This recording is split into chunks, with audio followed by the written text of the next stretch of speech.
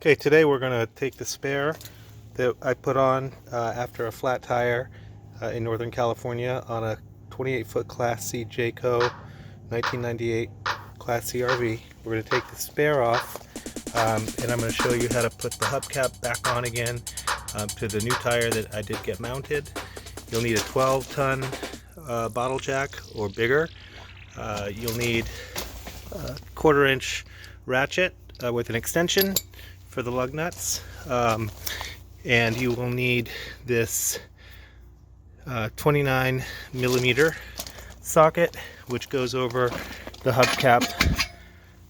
Two little caps here that get loosened up and taken off as well, and then this is going to be a 15/16 deep socket for the lug nuts. So it's pretty straightforward. So with the bottle jack, we've got this extender, so we can crank this up about 6 or 8 inches or so that again we're not going to be able to get the full height out of the base rod that's going to come up when I start cranking it up. So we're going to go about here, and now we're going to be inserting this underneath the RV on the plywood. So we'll get this up here, and then we're just going to push this back. I think I'm going to go right before that bolt, actually, to get as close forward as possible.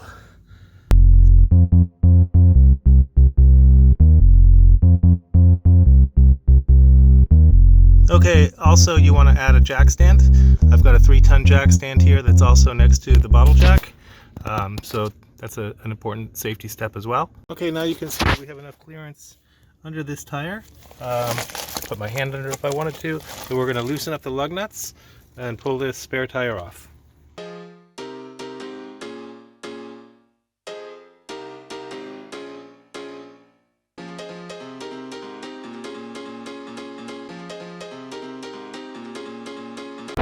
Okay, so now we have all of our lug nuts off. We'll be able to just pull this tire right off, and what we've got to do here is just be able to feed this through.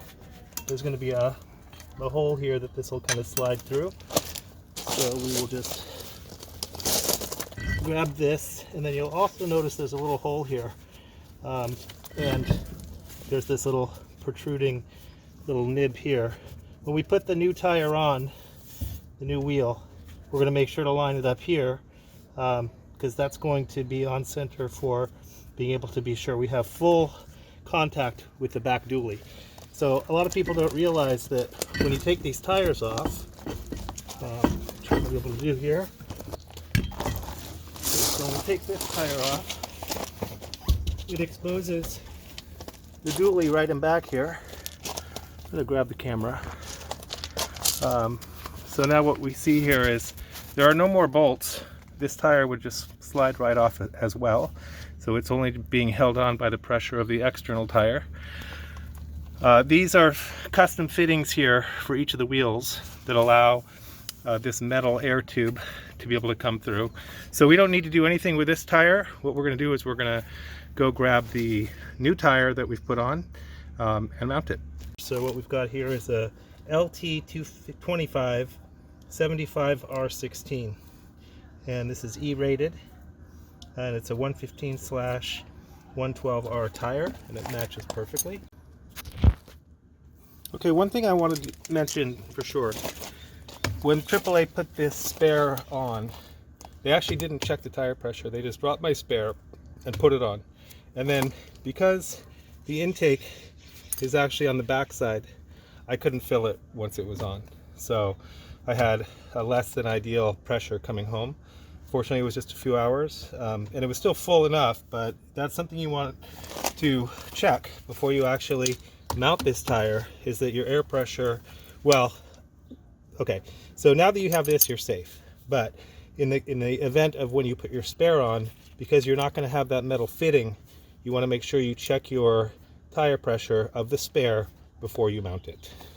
So for me, I can now take off our little screw cap here, and let's see where we're at anyway, since we've got the gauge. So I'm going to go ahead and just, it's a little awkward because This is kind of fluffy, so gonna go here.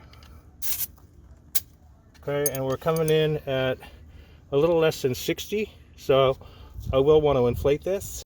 Okay, now we're ready to put the tire on. So we've got our air fitting on. So again, there's a little hole here that's going to align with the hole that's on this tire. So what we need to do is carefully position the tire in approximately the correct location. And the first thing we need to do is thread through our rear hose. So we're going to go ahead and do that. That's easy enough. Probably the funnest part of the project. Okay, so there's some space in between these two tires right now. So we just want to make sure we're backing it all the way up. And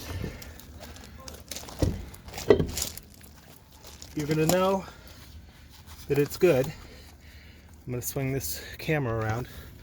When that little, let's see, that nib, that black circle is sticking out like it is right now. So we definitely have perfectly solid connection with our rear tire. I'm going to go up and see, you can kind of see that in between here, they are perfectly flush.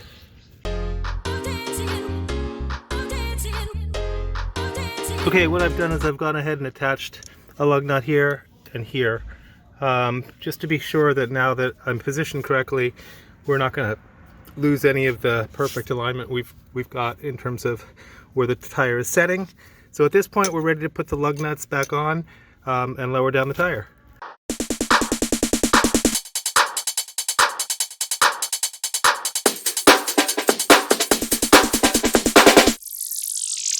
Okay, so now I've got a torque wrench. The directions were to torque it down on the second stage to about 70 to 80 pounds. So I'm going to go ahead and do that. Ultimately, you know, even while the tire's still up, I'm still wanting to do that before I drop it all the way down, just because I want to make sure we have that flush connection with that back dually. So continuing with the torque wrench, you know, to tighten these down.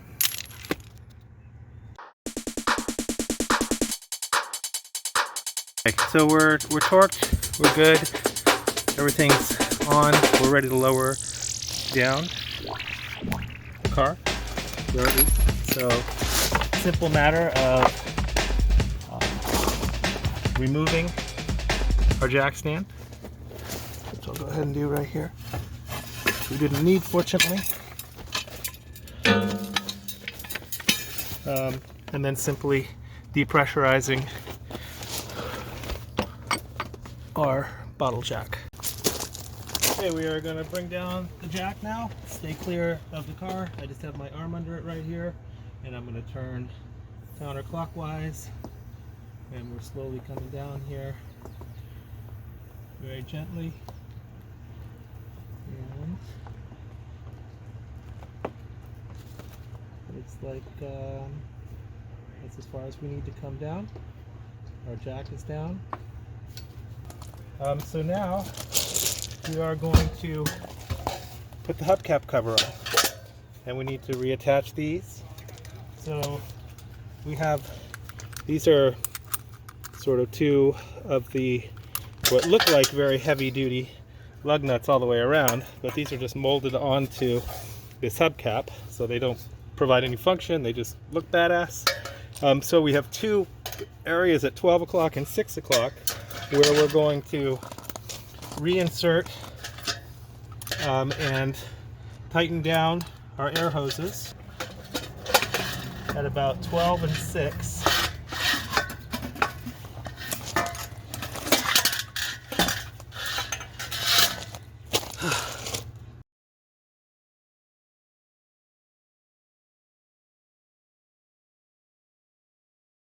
Okay, after playing around with that a little bit, I found the right angle to thread these through. I changed it a little bit from the last take, but now these are sticking out, and what we need here is our 29 millimeter, and this is what's going to fit over these larger lugs here that really just hold the hubcap on. So I'm going to go ahead and put this onto my wrench with my extension.